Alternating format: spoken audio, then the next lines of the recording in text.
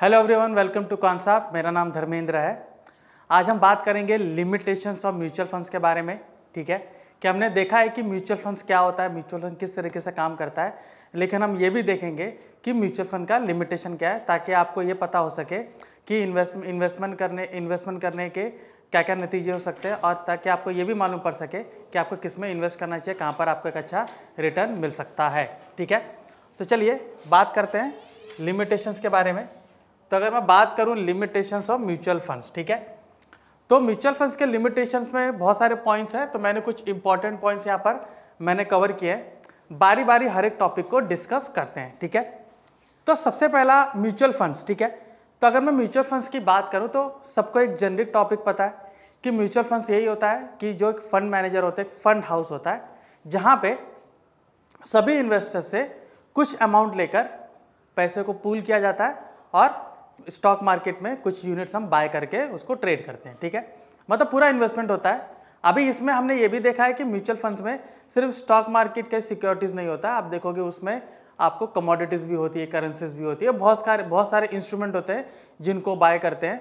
ठीक है, और यूनिट वाइज आपको वहाँ पर प्रॉफिट देखने को मिलता है। आपका जितना भी आपको एक रिटर्न, मतलब उसका पता होगा कि उसमें कितना रिटर्न आपको मिल सकता है। ठीक है, कि 12% है, 15% है, उसके हिसाब से आपको रिटर्न उसमें दिखना शुरू होता है। सबको एक जनरल कंसेप्ट पता है, और लॉन्ग टर्म में इन्वेस्ट करते हैं। ठीक है, कई लोग शॉर्ट टर्म करते हैं 5 साल के लिए, कई लोग 15-20 सालों के लिए उसमें इन्वेस्ट करते हैं। ठीक है, तो ये था हमारा म्यूचुअल फंड्स। ठीक है, लेकिन कुछ लिमिटेशंस भी होते हैं, हम म्यूचुअल फंड को ब्लाइंडली नहीं करते। तो हम आज देखेंगे कि लिमिटेशंस क्या क्या है और उसके हिसाब से हम डिसाइड करेंगे। ठीक है, तो सबसे पहला आता है लैक ऑफ पोर्टफोलियो कस्टमाइजेशन। अभी म्यूचुअल फंड में हमने देखा है कि म्यूचुअल फंड जब भी हम बाय करते हैं, ठीक है, जब भी म्यूचुअल फंड को बाय करते हो तो उस पर आपने देखा होगा कि इक्विटी में कितना इन्वेस्टमेंट है, डेट में कितना इन्वेस्टमेंट है। अगर इक्विटी में भी अगर वो कर रहा है तो किस में ज़्यादा कर रहा है, लार्ज कैप, ठीक है, मिड कैप, किस में कर रहे हैं। डेट बोले तो उसमें एफडी में कर रहे हैं, प्रेफरेंस शेयर्स में कर रहे हैं। ठीक है, I am sorry, preference shares हो गया, फिर यहाँ पर आपका बॉन्ड्स हो गया। ठीक है, तो ये सारे इंस्ट्रूमेंट होते हैं। अगर कोई किसी को भी इन्वेस्ट करना हो म्यूचुअल फंड में, आप देखोगे ऐसे ऐसे इंस्ट्रूमेंट होते हैं। ठीक है, लेकिन हमें एज ए इन्वेस्टर मुझे ये मौका बिल्कुल नहीं मिलेगा कि मैं उस पर्टिकुलर फंड हाउस में जाके मैं ये बोलूँ कि मुझे इस लार्ज कैप का यही स्टॉक बाय करके रखिए, क्योंकि मेरे रिसर्च के हिसाब से ये अच्छा दे सकता है। ऐसा बिल्कुल नहीं हो सकता, क्योंकि आपके जैसे बहुत सारे इन्वेस्टर हैं जो इन्वेस्ट करते हैं।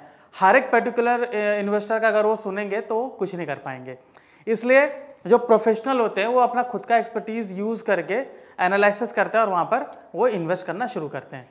तो यहाँ पर कस्टमाइजेशन बिल्कुल नहीं हो सकता। ठीक है, बहुत सारे इन्वेस्टर्स होते हैं तो प्रॉब्लम हो जाएगी। ठीक है, अनलाइक पीएमएस जैसे आप देखोगे पोर्टफोलियो मैनेजमेंट सर्विसेज होती है, जहाँ पे आप देखोगे कि लोगों को पर्सनलाइज सर्विस मिलती है, लेकिन पीएमएस में आपको बहुत बड़ा अमाउंट ले जाना पड़ता है। अभी यहाँ पर तो हम मिनिमम 500 से भी स्टार्ट कर सकते हैं, 1000 से भी स्टार्ट कर सकते हैं कि पर मंथ में एसआईपी करूँगा, लेकिन पीएमएस में आप देखोगे वो हाई नेट इंडिविजुअल होते हैं। ठीक है, 1 करोड़, 2 करोड़, 5 करोड़, 10 करोड़ या उसके ऊपर का कैपिटल वो लोग लाकर उसमें इन्वेस्टमेंट करते हैं, और उसके हिसाब से उनको रिटर्न की भी आशंका होती है कि हम इतना पैसा दे रहे हैं तो हमें इतना रिटर्न मिलना चाहिए। ठीक है, तो पोर्टफोलियो कस्टमाइजेशन यहाँ पर बिल्कुल नहीं हो सकता है, बिकॉज जो फंड मैनेजर होते हैं वो अपने एनालिसिस के मुताबिक उसमें इन्वेस्ट करेंगे। ठीक है, अभी आता है चॉइस ओवरलोड। ठीक है, अगर आप अपने बैंक में जाएंगे, ठीक है, या फिर जहाँ से भी किसी भी प्लेटफॉर्म से आप जब म्यूचुअल फंड खरीदेंगे तो देखेंगे बहुत सारे बैंक्स के म्यूचुअल फंड है। अभी अगर बैंक ही अगर आप लोगे तो जैसे एचडीएफसी हो गया, ठीक है, आईसीआईसी बैंक हो गया, कोटक हो गया, एसबीआई, ठीक है, एक्सिस, ये बैंक है वगैरह वगैरह, आपको देखोगे कि बहुत सारे म्यूचुअल फंड है। ठीक है, बहुत सारे म्यूचुअल फंड है, और रिटर्न्स भी आप देखोगे अगर उसका ईयर ऑन ईयर जो रिटर्न्स होता है, किसी में 12% है, किसी में 15 है, किसी में 20 भी है, ठीक है। तो इतने सारे रिटर्न आपको देखने को मिलते हैं और इतने सारे फंड हाउस होते हैं और उनके अलग अलग स्कीम होते हैं, तो आपके पास चॉइसेस भरमार होती है, ठीक है। बहुत सारे म्यूचुअल फंड हाउस देखोगे आप, कई बार देखोगे कि इन बैंक के अलावा बाकी भी कुछ फाइनेंशियल इंस्टीट्यूशंस हैं जिन्होंने अपना खुद का फंड हाउस ओपन किया है और एक म्यूचुअल फंड्स वो लोग स्टार्ट करते हैं। म्यूचुअल फंड्स में इतने सारे स्कीम वो लोग देते रहते हैं, ठीक है। तो हमारे पास ये के कन्फ्यूजन तैयार हो जाता है कि हमें कौन सा इसमें स्कीम लेना चाहिए। तो हम सोचते हैं नाम अच्छा लग रहा है, हम सोचते हैं रिटर्न अच्छा मिल रहा है, ठीक है, या हम सोचते हैं कि उसमें डेट टू इक्विटी रेशियो बहुत अच्छा है तो उसके मुताबिक ले लिया जाए। लेकिन आप देखोगे इतने सारे चॉइसेस में, इतने सारे ऑप्शंस में आपको एक पर्टिकुलर म्यूचुअल फंड को चुनना बहुत मुश्किल होता है। तो लोग एडवाइज़र पे डिपेंड करते हैं, ठीक है, क्योंकि एडवाइज़र कैसा होता है कि वो भी देखते हैं कि ईयर ऑन ईयर कौन सा अच्छा रिटर्न मिल रहा है, या फिर उनको ऑलरेडी पता होता है कि कितना इसमें डेट रेशो है, जैसे कि डेट या फिर इक्विटी उसका रेशो क्या है, और एक क्लाइंट जो होते हैं, जो इन्वेस्टर्स होते हैं, उनका रिस्क क्या है, तो रिस्क के मुताबिक, या फिर आप देखोगे उनके फाइनेंशियल गोल्स क्या है, उसके मुताबिक वो बताते हैं, ठीक है। अदरवाइज बहुत सारे चॉइसेस और बहुत सारे आप देखोगे फंड हाउस हैं तो उसमें से चुनना थोड़ा मुश्किल हो जाता है, ठीक है। तो चॉइस ओवरलोड हो गया। अब एक आता है no control over cost. Obviously आप देखोगे कि जो म्यूचुअल फंड है वो अपने सर्विसेज का उसमें ब्रोकरेज लेते हैं, ठीक है। आप उसको ब्रोकरेज बोलो या सर्विस कॉस्ट बोलो, ठीक है। सो ये कुछ एक परसेंटेज जो है वो पूरे फंड मैनेज करने का एक परसेंटेज इसमें लेते हैं, और वो जो परसेंटेज जो कॉस्ट है वो सभी इन्वेस्टर्स के ऊपर लागू होता है, ठीक है। तो हम जितना भी हमारा इन्वेस्टमेंट है, ठीक है, जितना भी रिटर्न मिल रहा है उसका कुछ परसेंटेज वो वहाँ पर लेते हैं, जो कि बहुत कम होता है, ठीक है। अनलाइस आप पीएमएस में जाओगे, पीएमएस में 10-20%, कुछ लोग तो 25% भी लेते हैं, ठीक है, बट म्यूचुअल फंड में 2% ऐसा कुछ हो जाता है, ठीक है।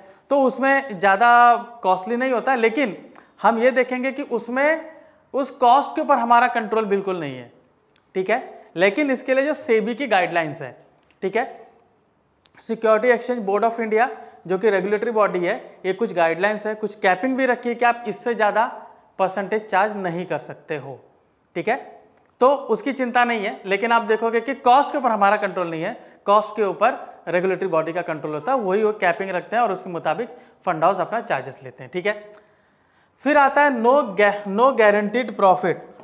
जाहिर सी बात है कि जैसे एफडी हो गया, या फिर आप देखोगे जैसे गवर्नमेंट बॉन्ड्स हो गए, ठीक है, उसमें आपको रिटर्न्स बताते हैं कि इतना गारंटीड रिटर्न्स आपको मिलता है। लेकिन म्यूचुअल फंड हाउस कभी भी आपको ये नहीं बोलेंगे कि उसमें गारंटीड इतना रिटर्न्स मिलेंगे, ठीक है। लेकिन हम क्या करते हैं, ईयर ऑन ईयर एनालिसिस करते हैं। मतलब कि अगर कोई भी म्यूचुअल फंड जो है, मान लीजिए एक साल उसने 14% रिटर्न दिए, एक साल 15% रिटर्न दिए, 13, फिर एक साल उसने 17% रिटर्न दिए, ठीक है। तो इसमें हम क्या अंदाज़ा लगा सकते हैं कि इसने पिछले 4 साल से इतना अच्छा रिटर्न दिया है, मतलब 14, 15, 13, 17 ऐसा दिया। तो मैं एक रेंज बनाऊंगा कि ये 13 से 17% के बीच में दे सकता है। अभी ये गारंटी नहीं होता है कि वो 17% रिटर्न दे देगा, ठीक है। वो कभी मार्केट बहुत अच्छा चला या उनका एनालिसिस बहुत अच्छी हुई तो 17% क्या 20% भी जा सकता है, ठीक है, वो डिपेंड करता है। तो इसमें कोई गारंटी नहीं होती है कि आपको इतना % रिटर्न मिलेगा ही, वो एक रेंज बताते कि इतने में हो सकने की संभावना है, ठीक है। आप उनका ईयर ऑन ईयर बेस पे रिटर्न देख सकते हो, उसी के बेसिस पे हम अंदाज़ा लगाते हैं कि इतना रिटर्न मिल सकता है, ठीक है। ऐसे कोई गारंटी नहीं दे सकता कि मैं इतना रिटर्न दूंगा। ज़्यादातर जो गारंटी देते हो बोगस प्लान होता है, आपको भी पता है, ठीक है। बहुत जगह देखें जो चिट फंड्स होते हैं वैसे यूज़ करते हैं, जो कि एक स्कैम के टाइप का होता है, ठीक है। ये पूरा रेगुलेटेड एनवायरनमेंट के अंडर होता है, तो इसमें गारंटीड नहीं बोल सकते हैं, लेकिन जो हिस्टोरिकल डेटा उसके बेसिस पे हम रिटर्न देख सकते हैं, ठीक है। तो ये हो गया नो गारंटीड प्रॉफिट। फिर आता है रिटर्न्स, ठीक है।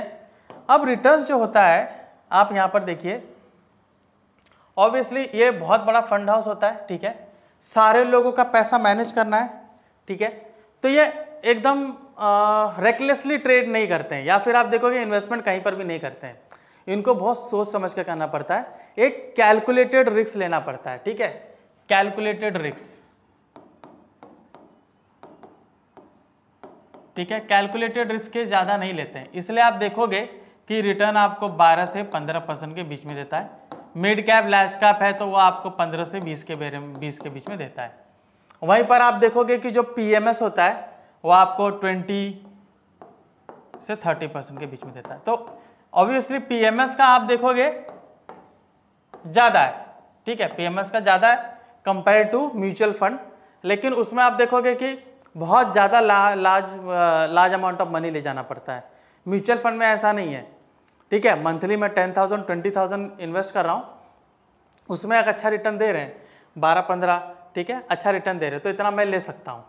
लेकिन आपको पीएमएस में जाना है तो बहुत ज़्यादा 1 करोड़ 2 करोड़ ऐसा ले जाना पड़ेगा, तो दिक्कत है, ठीक है। तो रिटर्न्स का हम देख सकते हैं कि रिटर्न्स का थोड़ा देखना पड़ता है कि कम है, बट मार्केट रेट में वही मिल रहा है तो उतने में हमें संतुष्ट होना चाहिए कि इतना रिटर्न मेरे लिए ठीक ठाक है। ओके, सो उसमें आपको वेरियस फंड्स भी मिलेंगे, आप उनका ईयर ऑन ईयर रिटर्न देख सकते हो कि किस में रिटर्न आपको ज़्यादा दिख रहा है, तो उसके हिसाब से आप फंड सेलेक्ट कर सकते हो। अगर आप 12 से 15% के बीच में संतुष्ट नहीं है तो मिड कैप या स्मॉल कैप में जा सकते हो जो 20% रिस्क भी देता है, but I am sorry 20% return भी देता है, बट वो बहुत ज़्यादा रिस्की होता है, ठीक है। तो वो भी एक बात ध्यान में रखना है, बहुत ज़्यादा रिस्की होता है, इसकी वजह से उसमें रिटर्न ज़्यादा मिलता है। तो कोई भी इन्वेस्टमेंट देख लो जिसमें रिस्क ज़्यादा उसमें रिवॉर्ड भी है, ठीक है।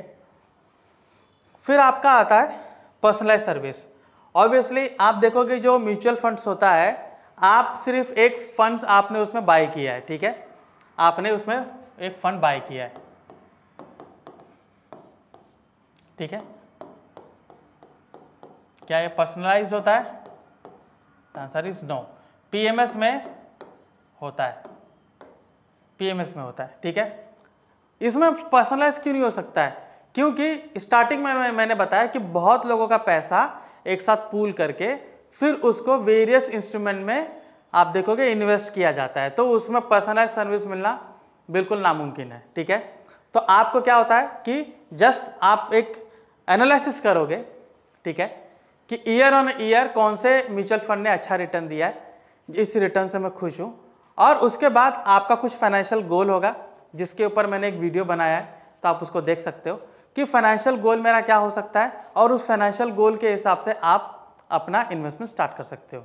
फाइनेंशियल गोल भी होता है कि आपको कितने साल में उसको अचीव करना है, ठीक है, कम साल में अचीव करना है तो थोड़ा रिस्क लेके जाना पड़ेगा, तो थोड़ा रिस्की वाला म्यूचुअल फंड लीजिए। लंबे टाइम के लिए लेना है, रिटायरमेंट तक के लिए लेना है, तो आप लेस रिस्की वाला ले सकते हो जिसमें आपको एक अच्छा रिटर्न मिल सकता है, ठीक है। तो हमने जाना कि म्यूचुअल फंड का क्या क्या लिमिट होता है, ठीक है, हमने पोर्टफोलियो कस्टमाइजेशन के बारे में जाना, फिर हमने ये भी जाना कि चॉइसेस बहुत ज़्यादा है, ओवरलोड है, ठीक है, हमने ये भी जाना कि कॉस्ट के ऊपर हमारा कंट्रोल बिल्कुल नहीं होता है, ठीक है।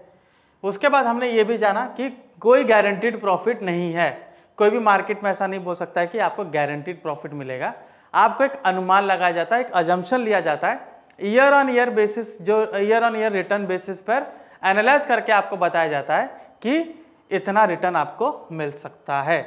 रिटर्न्स अलग अलग इंस्ट्रूमेंट जो है, अलग अलग जो फंड्स है, हमें उसका रिटर्न्स को बिल्कुल एनालाइज करना चाहिए और उसके मुताबिक मुझे उसमें इन्वेस्ट करना चाहिए। तो अगर मान लीजिए मेरा फाइनेंशियल गोल जो भी है उसके मुताबिक मुझे इतने साल के अंदर रिटर्न चाहिए, तो कैलकुलेट करके देखिए कि आपका म्यूचुअल फंड का रिटर्न कितना है और आपको इतने साल में वो करके दे रहा है कि नहीं, ठीक है। नहीं दे रहा है तो कोई हाई रिटर्न वाला देखिए, ठीक है। Personalize service, obviously personalize service नहीं मिल सकती है, तो जैसे लोगों को सर्विसेज मिलती है वही आप उसको मिलेगी। आपका काम सिर्फ ये होता है कि हम उसमें इन्वेस्ट करें और अपने एडवाइजर से बार बार बात करते रहें कि ये ठीक है, परफॉर्म कर रहा है, नहीं परफॉर्म कर रहा है। मान लीजिए अच्छा परफॉर्म नहीं कर रहा है, उसको क्लोज करके आप दूसरा यूज़ कर सकते हो, ठीक है। तो वो आपके ऊपर डिपेंड है, ठीक है। चॉइसेस ओवरलोड है, बहुत सारे चॉइसेस हैं, वो अच्छी बात भी है, बुरी बात भी है। बुरी बात ये तो कि इतने सारे में हम चुने क्या, लेकिन अच्छी बात यही है कि अगर कोई फंड अच्छे से परफॉर्म नहीं कर रहा है, उसको एग्जिट करके आप दूसरा फंड ले सकते हो, ठीक है। तो ये था लिमिटेशन, जो हमने देखा कि म्यूचुअल फंड का क्या क्या लिमिटेशन हो सकता है, और हमने कंपेयर करके देखा कि अदर इन्वेस्टमेंट और म्यूचुअल फंड में क्या डिफरेंस है, ठीक है।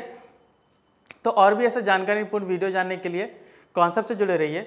मैं धर्मेंद्र राजभर, आपका धन्यवाद।